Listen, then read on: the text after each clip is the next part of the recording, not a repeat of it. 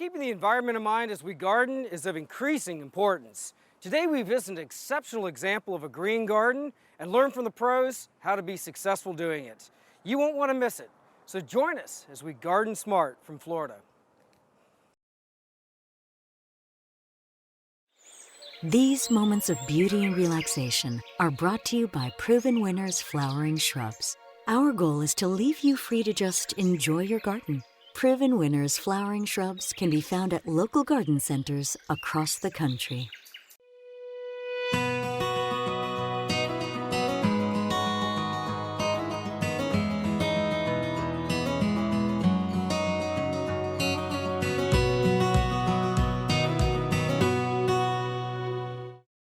DRAM has been providing gardeners with professional equipment for over 80 years. DRAM products feature 9 water patterns and are designed to nurture your plants with a shower of rain. DRAM for lawn and garden, available at garden centers near you.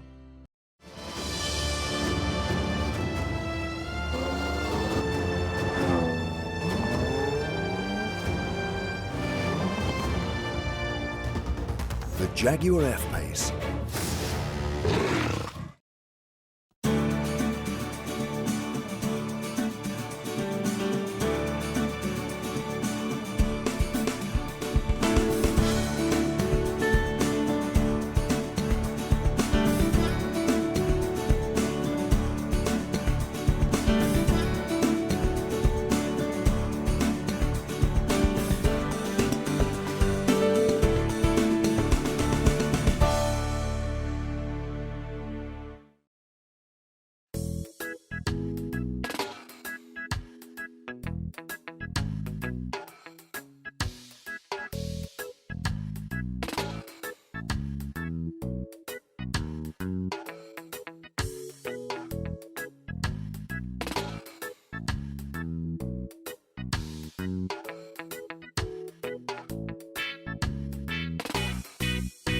Susan Noyes is the founder and publisher of Make It Great Media, as well as the owner of this beautiful beachfront residence. Susan, thank you so much for letting us in your home. It's a pleasure to have you here. Thank you for coming. This is outstanding. What can you tell me about the place? Here, let me show you. Our home was originally built by Louisa and Frank Crowninshield. Louisa DuPont Crowninshield grew up in Winterthur and was the first member of the DuPont family to come to Boca Grande and make this their home. I'm assuming there are any DuPonts that still live here, and this is your home now. What brought you to this place? It came to our family in about the 60s, and my mother-in-law unfortunately died about 9 years ago, and my husband and I took it over and then decided it needed to be renovated. You've made a lot of changes, I understand. We certainly have, but we honored what was historically great about the house and then renovated to the highest green standards around that. So one thing that we've heard in the community is that this was built as a very environmentally friendly and a greenhouse, if you will. The most sustainable, correct for in terms of water use and using native plants, landscaping possible. Okay, let's talk about the gardening component of it. I love talking about plants, it's what we do. How do you build a green landscape? And as you were looking at constructing a green landscape, I'm sure there were plants that were in place and you're having to look at modifying that. And did you work with a landscape contractor? Good questions all around. We started with one landscape contractor who had a lot of experience on this island and kept pushing him to use native plants and plants that were not water hogs, and he just couldn't get it. So after 9 months, we found Craig Larson, and we're so delighted to work with him because he really understood what Mother Nature wanted to work with and how to make it lovely and at every level. There is an art and a science in designing a landscape that is environmentally friendly, and a lot of it comes down to a really in-depth understanding of the plants, because the whole point is putting the right plant in the right place and going with plants that are well acclimated to the environment and the landscape. And that's a trick when you're next to salt water too. It's a very, very challenging environment. I guess the most important question for you is, do you like it? I love it. We all do. And my favorite anecdote was having our next door neighbor call last fall when she had returned after being away for the season and saying, "My yard looks awful and yours looks so lush and green. What's the secret?" That is a ringing endorsement indeed. Yes, thank you. Thank you, Susan.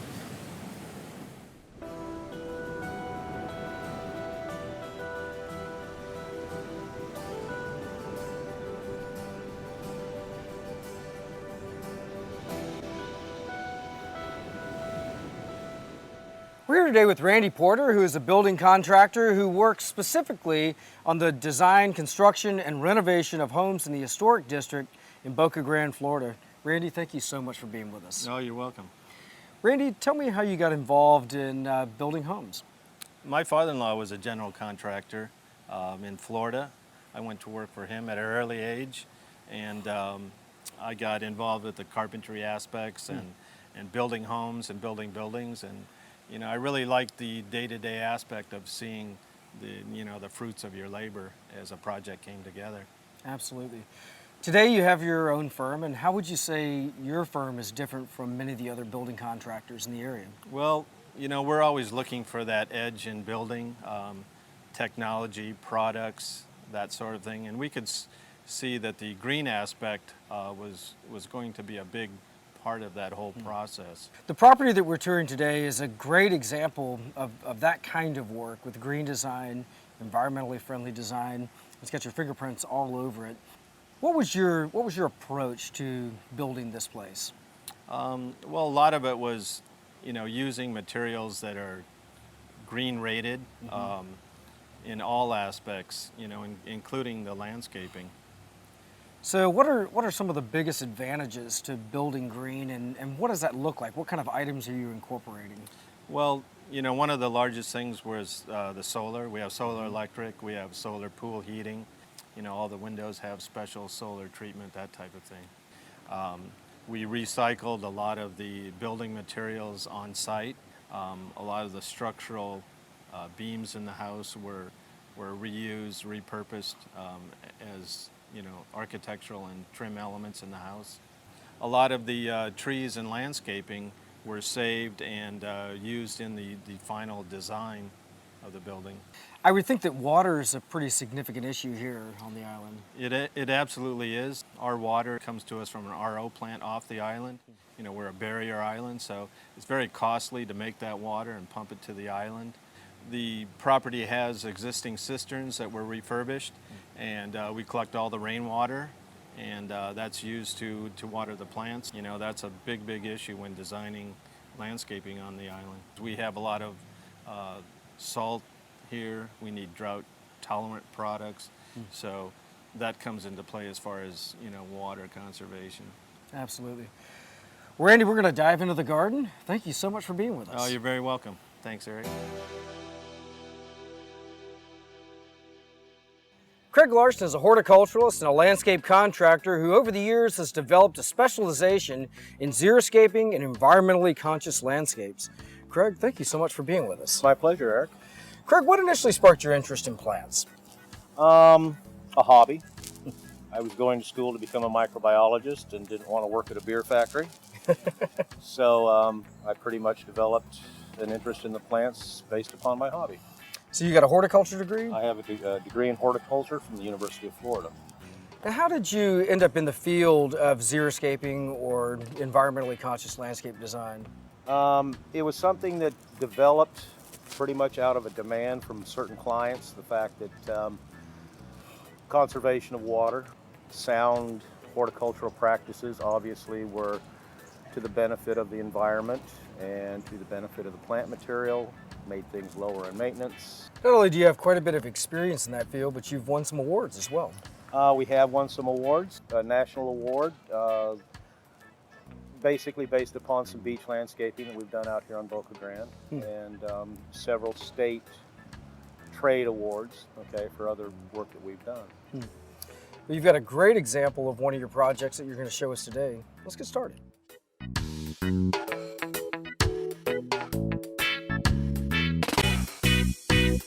Craig, it looks like parts of this landscape are quite well established. When did you get involved? The construction ended on the house back in 2009, the renovation construction. And we were called in to basically take a look at an existing plan and see what we could do to modify it to better capture the owner's desire for a lower maintenance, lower water consumption, no pesticides, little to none fertilizer, this kind of thing. And so that's how we became involved.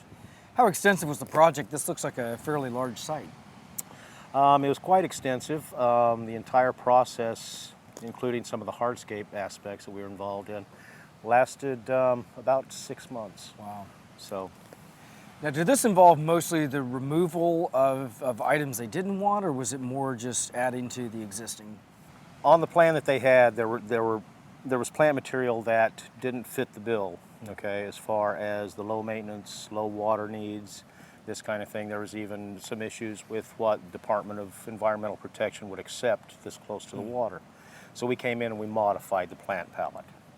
And pretty much from there, the substitutions we made is what you see. Well, it looks like everything has grown in really, really well. So we're looking at maybe 2 years in now. Well, since '09, actually late '09, and so we're looking at 4 years, and things have done well. We've done our very, very best to, follow the philosophy that the owner established with us. Have never used any fertilizer on this property. Water consumption is as low as we can keep it. Choice of plant materials, native and non-native, are all drought tolerant. When we do have a pest issue, we use things that, for example, are extracts of carnations, chrysanthemums, and things like this that is a biological control. Some repellents involved and things like this. So, but you can look around and you can see that it looks pretty darn good. It definitely does.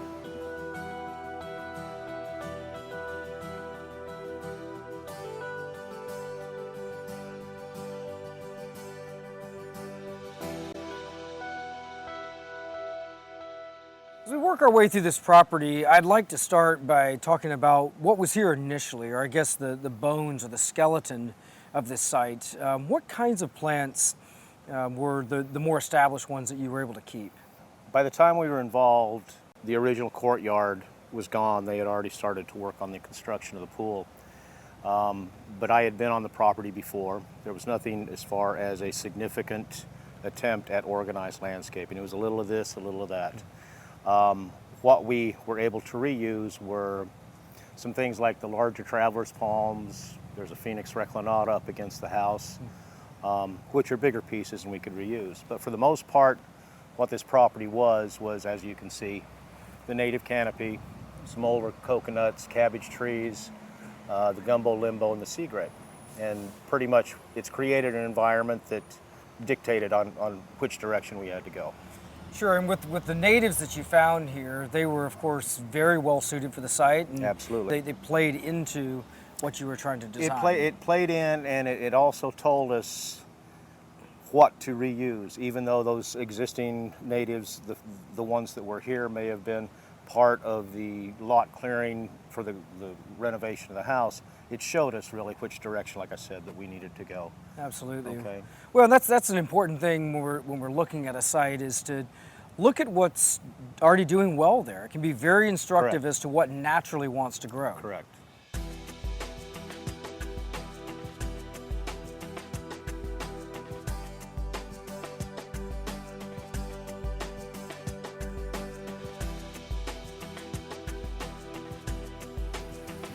One of the most important components of a great landscape plan is figuring out which plants belong in which place, and then there's the, as we've talked about before, there's the art and science of making that selection.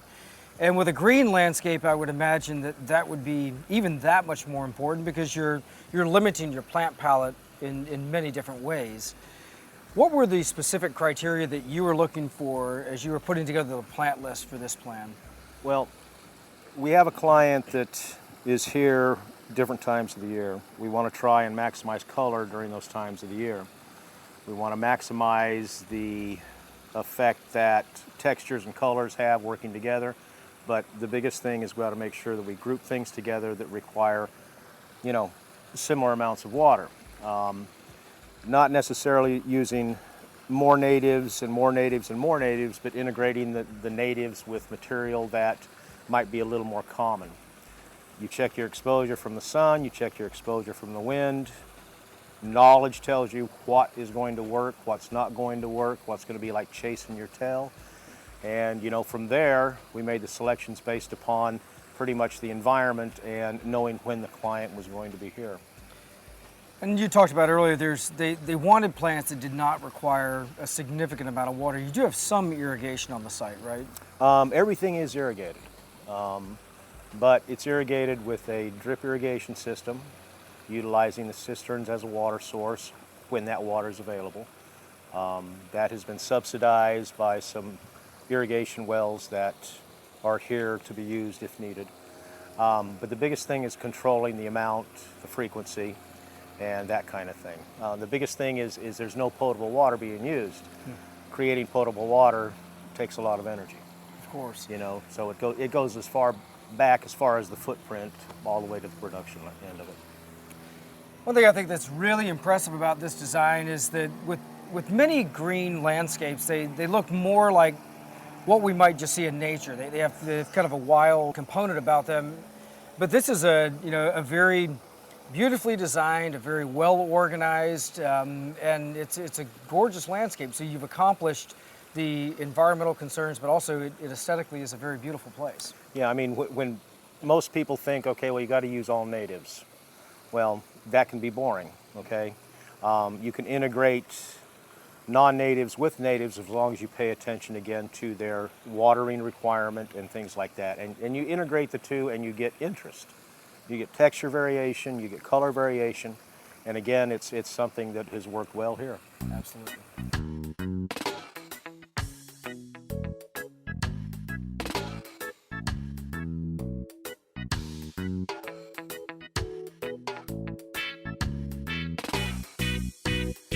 All right, let's talk plants. Craig, what are some of the selections that you went with in this design that have worked particularly well for you?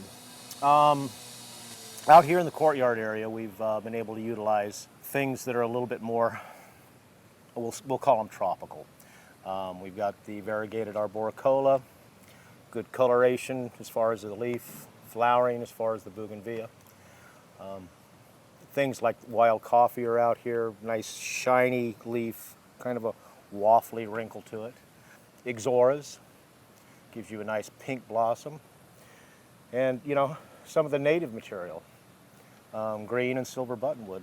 We've also got cycads. We've been able to utilize flowering lantana, which is a native. So again, it's playing the game of mixing tropicals with natives to create, you know, a good variation, good interest to the eye. But again, understanding that the plants will tolerate lower watering values. Absolutely. Well, the courtyard definitely has a very lush tropical feel, and there's an awful lot of blooming plants, and I'm sure that gives you interest through different seasons of the year. I see Indian hawthorn that's in flower right now, and then some really sensible ground covers like the Asiatic jasmine. There's also what appears to be variegated flax, which is a really nice long linear foliage with gold and small purple flowers. So, there's a tremendous variety inside of this design as well. There is, and again, a lot of it just isn't leaf color or anything else. It's textures, like you pointed out with the flax lily and things like that. So we've tried to mix things up because, again, it creates the visual interest by mixing the textures, the colors, and trying to create an image that, again, makes you want to look at it. Absolutely.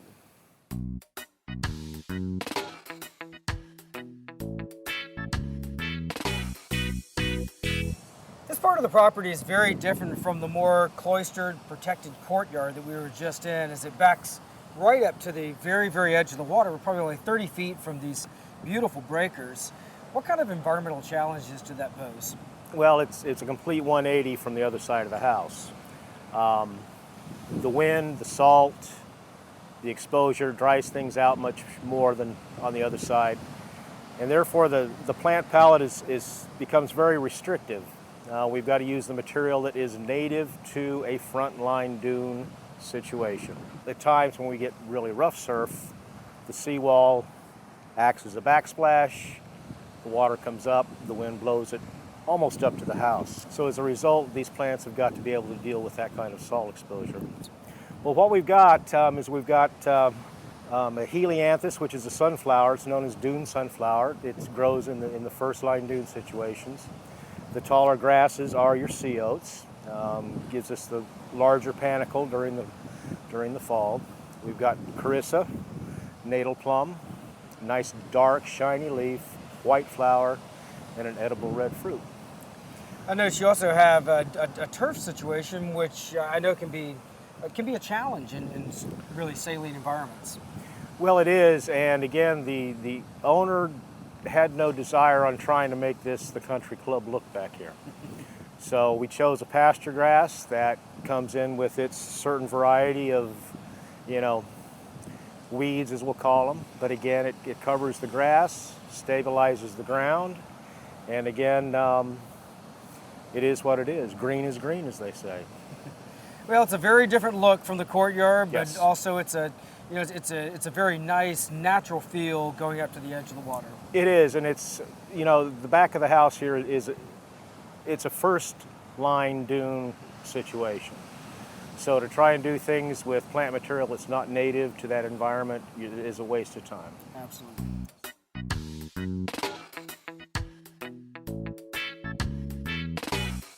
A good maintenance program is a very important part of keeping any landscape looking beautiful. And I would imagine for a green landscape, it's going to look a little bit different than a conventional landscape, right? Well, because in a green landscape, you're concentrating on lower volume as far as irrigation. Things are staying drier. That reduces a lot of your maintenance effort. The integrated pest management programs, as far as understanding how the environment influences your issues with pests, part of that integrated pest management is controlling moisture levels. The biggest thing that we have here, if anything, is occasionally on the citrus trees we have a scale issue, sometimes a white fly issue, but mostly a scale. And there are products on the market that can be utilized. Organic products, dormant oil sprays, things like this that really do work well as long as you follow the program. Right, even horticultural soaps, some of those things, a couple tablespoons of ivory soap in a gallon. True. And sprayed out on a plant does an amazing job on things such as aphids and some of those piercing, sucking insects. It does, but again, the trick to that is repetitive use. Right. Because it really doesn't have any repellent action. It's got no real poison to it. It acts as a suffocant, kills the insect basically by suffocating it. What is your approach to weed control, Craig? Proper mulching. Most of it is hand weeding. We've tried salt water. Kind of works, kind of doesn't. Depends on the kind of weed. But again, most of it is purely the fact that we're maintaining a good, proper mulching to where we don't have a real weed infestation. You'll notice as you look around, plants do cover the exposed areas. So there's not really the ability of weed seeds to become vibrant and viable and compete with the plants. Yeah, it's a really good point. And typically it only takes one good solid mulch application per year. Maybe in some areas it may take more than one. Very true, and like I said, it's you can look around and you can see, we've got a good mulch volume on the ground, again using, the leaf litter, shredded organic mulch that comes from compost places. And again, it's very, very beneficial, not only just for the weed control, but also it recycles the nitrogen back into the soil. Well, Craig, those are some great tips, and I think those are applicable to any type of gardening or any style of gardening, whether it's a green garden or a conventional garden, just using best practices and looking at things like mulch and compost as opposed to, say having to use herbicides or a lot of fertilizer. I think that's a great take-home message for our viewers. It's worked here. That's great. Well, it's a beautiful garden. Craig, I can't tell you how much we've enjoyed touring this place, and I'm really, really impressed with the work you've done here. Thank you so much. I'm glad you guys came by. It's been a lot of fun, and it's been good talking to you. Thank you, Craig. Right, Eric. Take care. Thanks. Each week we travel the country north to south, east to west, visiting some of the most exciting gardens, as well as talking to industry horticulturalists about design principles, new plants, and also how you can be most successful with your home gardens. We also love answering your gardening questions, so visit us on the web at gardensmart.com.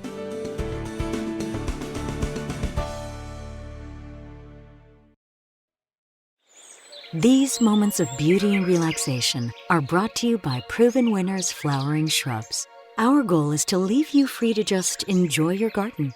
Proven Winners Flowering Shrubs can be found at local garden centers across the country.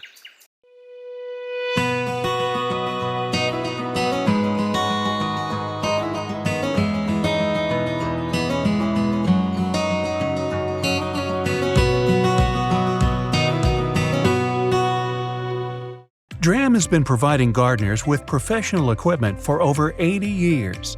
DRAM products feature 9 water patterns and are designed to nurture your plants with a shower of rain. DRAM for lawn and garden, available at garden centers near you.